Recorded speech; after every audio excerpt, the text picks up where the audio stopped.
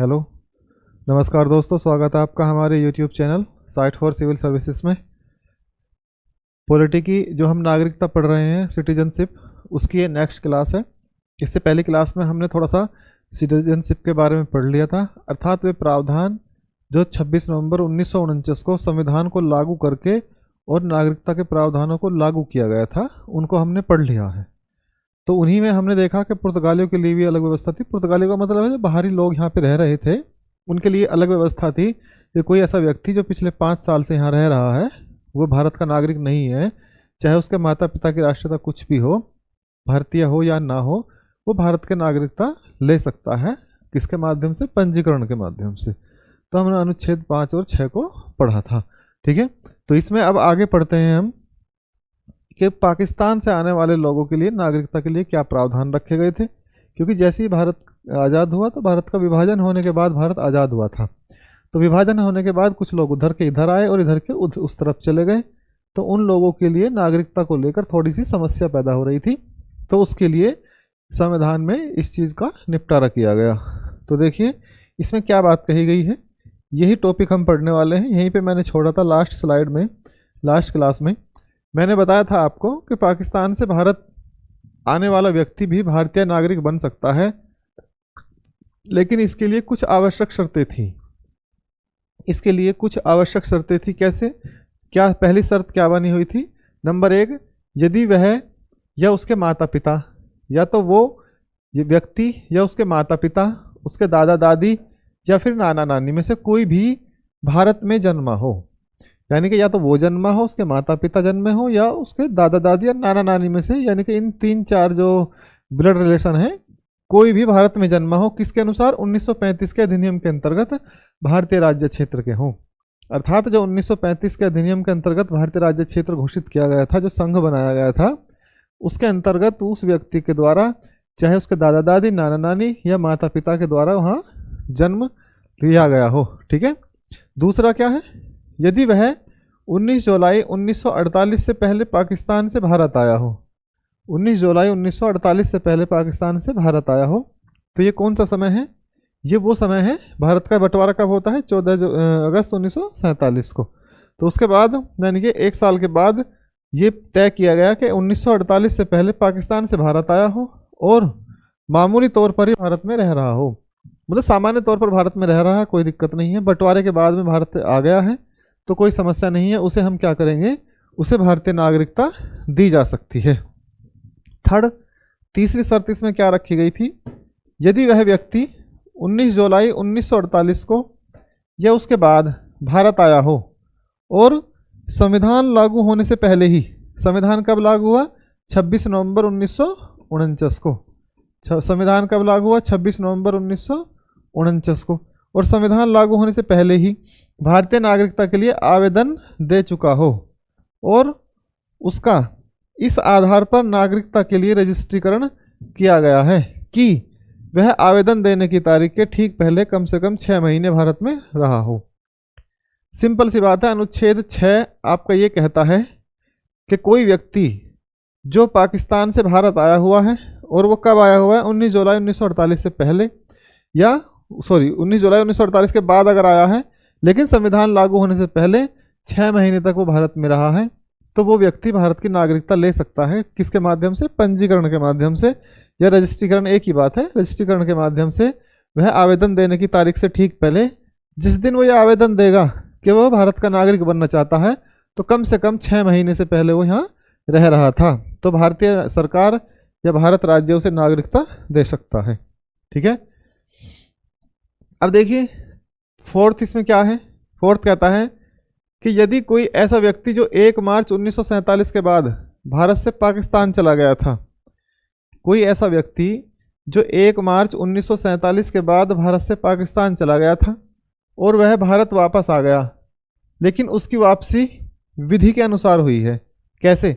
जिसके लिए आवश्यक है कि वह अनुच्छेद 6B(2) के अनुसार अपने आप को रजिस्ट्रीकृत करा ले। तो 6B(2) में जो रजिस्ट्रीकृत कराने की या पंजीकरण कराने की जो मानक शर्तें हैं, उसके अनुसार उसने अपने आप को रजिस्ट्रेशन में अपने आप को रजिस्टर्ड करा रखा है। और ये कब? 1 मार्च 1947 के बाद से पाकिस्तान चला गया था। 1 मार्च 1947 का मतलब क्या है, बंटवारे के आसपास के समय से पहले ही।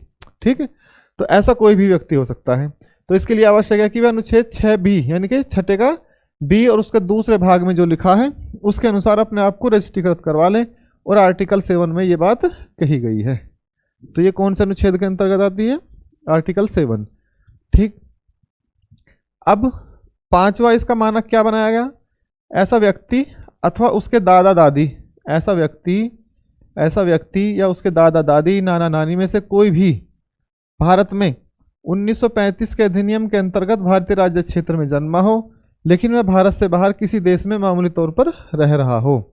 देखिए ये नियम पहले भी आया था, इससे पहले यानी कि दूसरे वाले में नंबर 2 में, कि वो व्यक्ति 1935 के अधिनियम के राज्य क्षेत्र में जन्मा हो, लेकिन वो अलग शर्त है। इसमें क्या कहता है कि वो बाहर रह रहा है, लेकिन वो उसका या तो वो व्यक्ति या उसका दादा या उसका नाना के ब्लड में से कोई भी व्यक्ति, नाना नानी दादा दादी में से वो भारत में जन्मे हो। और कब, 1935 के अधिनियम के अंतर्गत जो भारत स्थापित था। ठीक है, अब देखिए, तो वह अपने निवास वाले देश में, यानी कि निवास वाले देश का मतलब क्या है, जहां वो बाहर रह रहा है। जैसे मान लिया कोई एक व्यक्ति है वो अमेरिका में रह रहा है, ठीक, अमेरिका में रह रहा है, तो ऐसा व्यक्ति जो अमेरिका में रह रहा है उसके दादा दादी या नाना नानी में से कोई भी भारत में जन्मा है।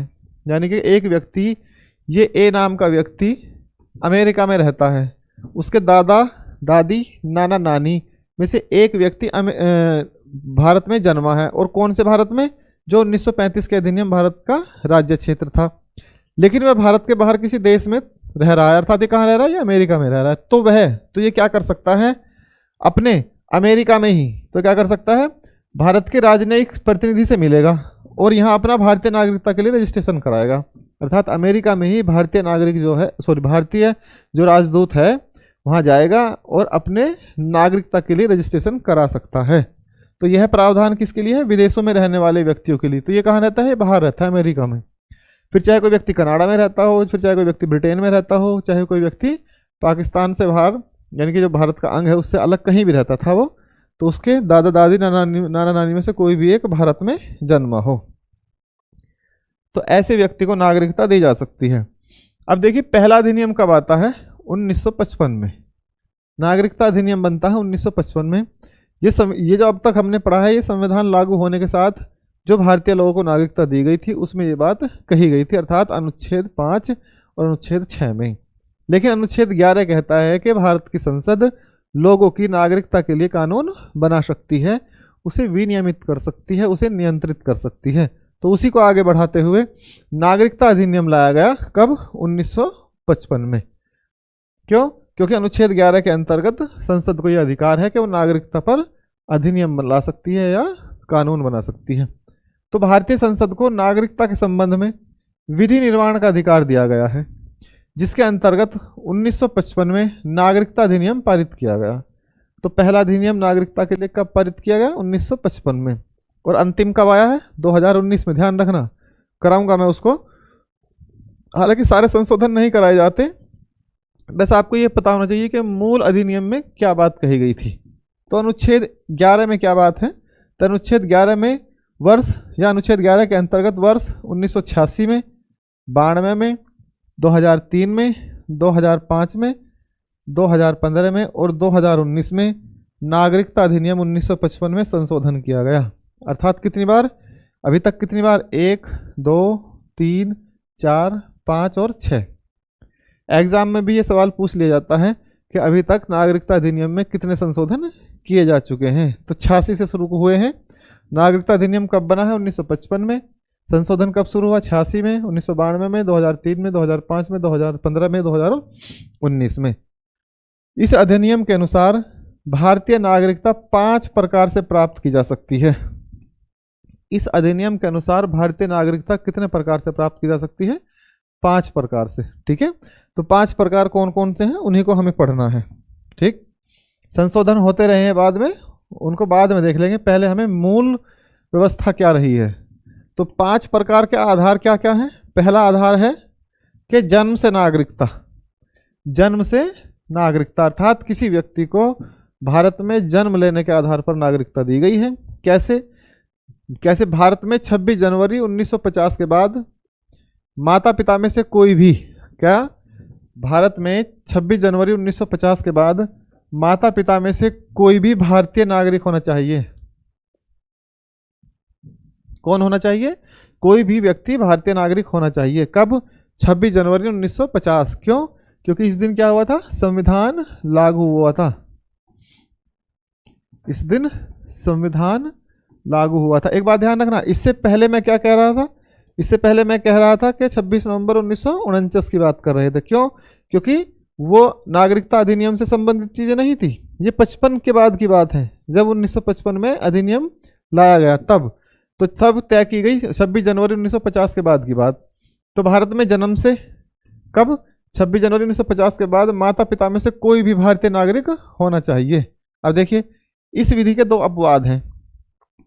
ये बात तय तो कर दी गई, लेकिन इसके लिए दो अपवाद रखे गए। पहला अपवाद क्या है कि प्रथम विधि वहां लागू नहीं होती, अर्थात प्रथम का मतलब है कि यह विधि वहां लागू नहीं होती जहां जन्म के समय शिशु का पिता किसी दूसरे देश या शत्रु देश का राजनयिक हो।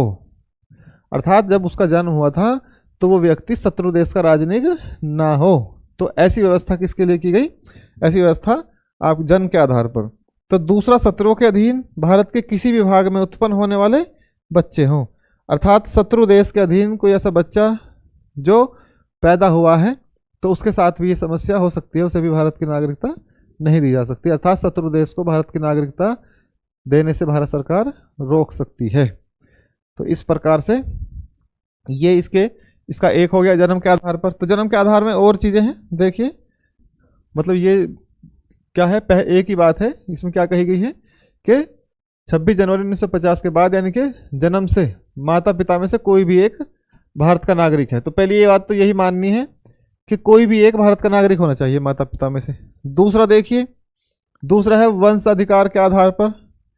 वंश अधिकार के आधार पर नागरिकता, यानी कि वंश के आधार पर। के कैसे?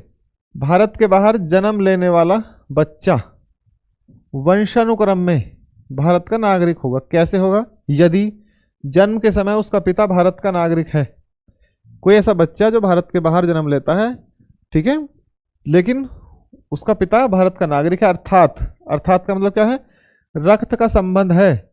तो उन व्यक्तियों के बच्चे जो भारत के नागरिक न होते हुए भी भारत सरकार या राज्य सरकार के अधीन सेवा कर रहे हैं, वे पंजीकरण द्वारा वंशानुगत भारतीय नागरिक बन सकते हैं। अर्थात ये मतलब बाहरी लोगों के लिए कहा गया था कि जैसे मान लिया कोई बाहरी व्यक्ति है, इसे ऐसे समझिए, जन्म के समय जो बच्चा भारत का नागरिक नहीं है, लेकिन उनमें से, यानी कि उसके समय उसका माता पिता में से कोई भी, यानी कि पिता भारत का नागरिक है लेकिन बच्चा भारत का नागरिक नहीं है, तो उसे कैसे मिलेगी? तो पिता भारत का नागरिक है, अर्थात रक्त का संबंध है उन व्यक्तियों में। तो बच्चे जो भारत के नागरिक न होते हुए भी भारत सरकार या राज्य सरकार के अधीन सेवा कर रहे हैं, अर्थात जो भारत सरकार के अधीन सेवा कर रहे हैं, जो अभी यहाँ से नहीं गए हैं लेकिन वो विदेशी हैं, वे पंजीकरण द्वारा, यानी कि क्या काम करा सकते हैं? पंजीकरण से भारत के नागरिक बन सकते हैं। तो सिंपल सा मानिए से वंश के आधार पर। वंश का मतलब है हमारा कोई वंशज भारत में था, ऐसे समझिए, या भारत की नागरिकता उसे प्राप्त थी, तो उसे भी भारत की नागरिकता दी जा सकती है। किसके आधार पर? पंजीकरण के आधार पर।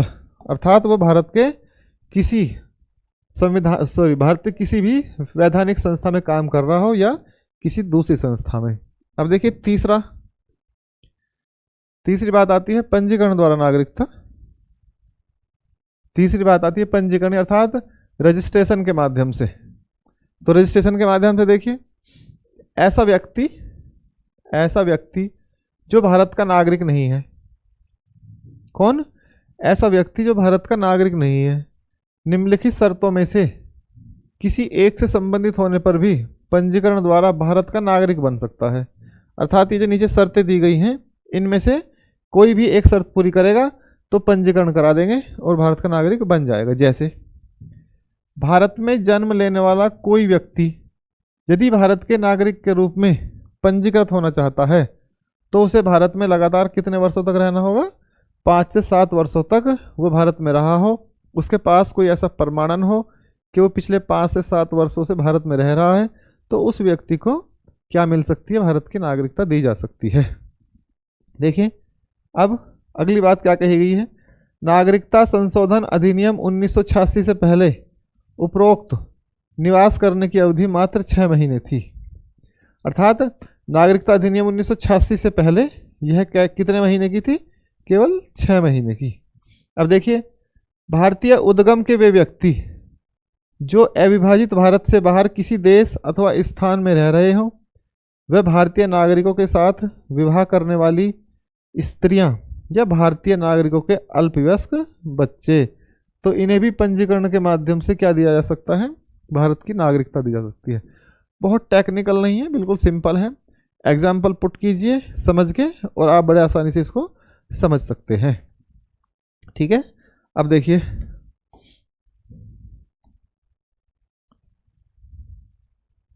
देशीकरण के द्वारा इसे कैसे ली जा सकती है। 5 है ना ये, हाँ, तो नंबर 4 में क्या, देशीकरण। देशीकरण का मतलब है नेचुरलाइजेशन के द्वारा नागरिकता। देशीयकरण, देखिए किसी विदेशी नागरिक द्वारा, विदेशी का मतलब कोई बाहर का व्यक्ति है, मान लिया ए नाम का ये व्यक्ति है, बाहर रहता है, भारत सरकार को आवेदन करे, तो इसने आवेदन किया, क्या किया इसने आवेदन किया भारत सरकार को।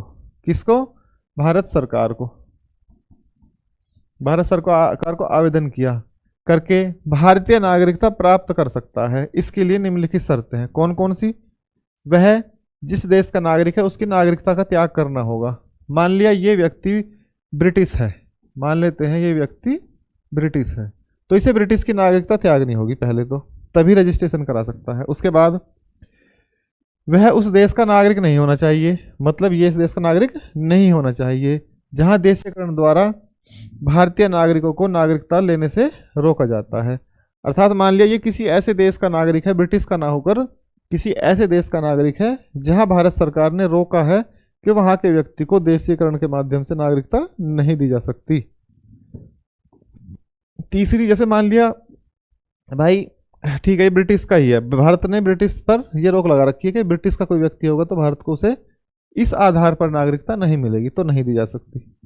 तीसरा, देशीकरण के आवेदन से तत्काल पूर्व, देशीकरण के आवेदन का मतलब है जब ये आवेदन करता है, जब इसने आवेदन किया है, कम से कम 1 वर्ष तक भारत में रहा हो। अर्थात जब ये आवेदन कर रहा था उस समय चाहे ये कहीं भी रहा है, लेकिन उससे पहले ये 1 वर्ष तक भारत में रहा होगा, तो भारत सरकार इसे आवेदन को स्वीकार कर सकती है और नागरिकता के लिए ये इसको अधिग्रहित कर सकती है।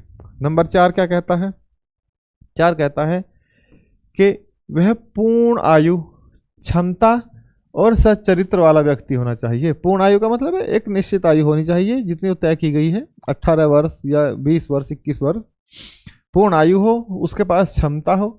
सच्चरित्र का मतलब है कोई ऐसा ना हो, सांप्रदायिक व्यक्ति ना हो, आतंकवादी टाइप का ना हो, डिप्लोमेटिक ना हो, भारत को कोई आंतरिक सुरक्षा को कोई खतरा ना हो, तो कुछ भी हो सकता है। तो सच्चरित्र का मतलब यही होता है। आगे देखिए, संविधान में उल्लेखित भाषाओं में से किसी भी एक भाषा का पर्याप्त ज्ञान होना चाहिए। अर्थात संविधान में उल्लेखित जितनी भाषाएं, कितनी भाषाएं, 22 भाषाएं हैं संविधान में, तो इन भाषाओं में से उसे किसी भी एक भाषा का अच्छा ज्ञान हो, तो उसके आधार पर भी रजिस्ट्रेशन के माध्यम से क्या हो सकता है, भारत का नागरिक हो सकता है। नंबर 6 शर्त क्या है, राष्ट्र के प्रति सकारात्मक आस्था रखता हो, निश्चित रूप से निष्ठा की एक शपथ लेनी होगी। तो भारत सरकार शपथ दिलाएगी कि मैं सच्चा भारतीय होने की निष्ठा रखता हूं या मेरे अंदर भारतीयता के तत्व मौजूद हैं। देखिए 7वां क्या कहता है, एक विशेष उपबंध के तहत यह छूट दी गई है कि यदि कोई व्यक्ति विज्ञान, दर्शन, कला, साहित्य, विश्व शांति, मानव विकास के क्षेत्र में कार्य कर चुका है, तो उसे उपरोक्त शर्तों को पूरा किए बगैर भी नागरिकता देशीकरण द्वारा दी जा सकती है। देखिए ऊपर की 6 की 6 चाहे कोई भी पूरी ना करता हो, ऊपर की जो 6 की 6 शर्तें हैं उनमें से चाहे एक भी शर्त पूरी नहीं करता हो, केवल किसी में इसमें से कोई भी एक, या तो वैज्ञानिक हो, दर्शन का कोई बड़ा दार्शनिक हो, कला साहित्य से संबंधित हो, विश्व शांति अथवा मानव विकास के संबंधित क्षेत्र से हो, तो भारतीय नागरिकता मिल सकती है उसे इसी आधार पर। देखो ऐसे कई अमेरिकन और यूरोपियन कंट्री हैं ऐसे जो किसी ऐसे कितने ही ऐसे भारतीयों को जो साइंटिस्ट हैं उन्हें अपने आप ही उनकी नॉलेज के बेस के आधार पर ही तुरंत वहाँ की नागरिकता दे दी जाती है और उनके ग्रीन कार्ड बन जाते हैं। ग्रीन कार्ड का मतलब होता है उन्हें कोई टच नहीं कर सकता, वो कभी भी आ जा सकते हैं। ये बहुत ही, कोई रिसर्च स्कॉलर हो, कोई साइंटिस्ट हो, कोई अपने किसी विशेष क्षेत्र में स्पेशलिस्ट हो, ऐसे व्यक्ति को कहीं भी अधिकतर देश ऐसी नागरिकता दे देते हैं। तो भारत ने भी इस बात की छूट दे के रखी है। जैसे मान लिया कोई बहुत अच्छा स्कॉलर है, भारत के किसी बड़े इसरो के साथ मिलकर किसी प्रोजेक्ट पे काम कर रहा है, ऐसे ही वो किसी और देश में भी जाके काम करना चाहता है, तो और है वो किसी और देश का, तो भारत उसे ग्रीन कार्ड दे देगा। अब उसको कोई वीजा पीजा की कोई ज़रूरत नहीं होती, वो डायरेक्ट आएगा, डायरेक्ट जाएगा, उसके लिए सीमाएं, बाउंड्री खत्म हो जाती हैं। तो इसके आधार पर भी चीज़ें स्थापित की जा सकती हैं। ठीक है, अब देखिए, अब है पांचवा, नंबर 5। तो नंबर 5 क्या कहता है? नंबर 5 कहता है, देखिए, कि किसी क्षेत्र में, भारतीय राज्य क्षेत्र में सम्मिलित हो जाने से, यदि कोई क्षेत्र भारतीय राज्य क्षेत्र में सम्मिलित हो जाए, जैसे भारत का बंटवारा हुआ तो भारत का एक क्षेत्र अलग हो गया, लेकिन फिर हमने 74 में पाकिस्तान यानी कि बांग्लादेश के साथ समझौता किया, उसका कुछ क्षेत्र भारत में आ गया, तो उस क्षेत्र में रहने वाले व्यक्ति को तो नहीं भगा सकते ना हम कि आप बांग्लादेश में जाइए, नहीं, वे व्यक्ति भी हमारे ही हुए, उन्हें नागरिकता दी जाएगी। ठीक है, तो यदि कोई नया राज्य क्षेत्र भारत राज्य में शामिल होता है या कर लिया जाता है तो उसे भारत की नागरिकता मिलेगी। उदाहरण के लिए बिल्कुल देखिए, जैसे 74 में सिक्किम का विलय किया गया और भारत में शामिल कर लिया गया, तो सिक्किम के सभी लोग क्या हो गए? भारत के नागरिक हो गए। ठीक है, तो सिक्किम के सभी लोग क्या हुए? भारत के नागरिक हो गए। तो भारत सरकार यह सुनिश्चित करेगी कि उस क्षेत्र के लोग भारत के नागरिक होंगे। तो वही बात है। अब अगला क्या है इसमें, कि भारत में केवल एकल नागरिकता है। भारत में कैसी नागरिकता है? एकल नागरिकता है। जैसे मान लिया सिक्किम के लोग भारत में शामिल हुए, तो ऐसा नहीं है कि वो उन्हें सिक्किम की नागरिकता अलग लेनी होगी, भारत की अलग। उनके पास एक ही राष्ट्रीयता है, एक नेशनलिज्म है। वो क्या है? वो है आपका भारतीयता की नागरिकता, अर्थात एकल नागरिकता। जैसे अमेरिका में क्या है कि आप पेंसिल्वानिया के अलग, मतलब पेंसिल्वानिया में रहते हैं तो वहाँ उस स्टेट की आपको अलग से नागरिकता लेनी पड़ेगी और भारत में अमेरिका की नागरिकता अलग लेनी पड़ेगी। लेकिन भारत में ऐसा नहीं है कि यूपी में रहते हैं तो यूपी की अलग मिलेगी, भारत की अलग मिलेगी, केवल एक ही नागरिकता मिलेगी, आप कहीं भी फिर उसका यूज़ कर सकते हैं।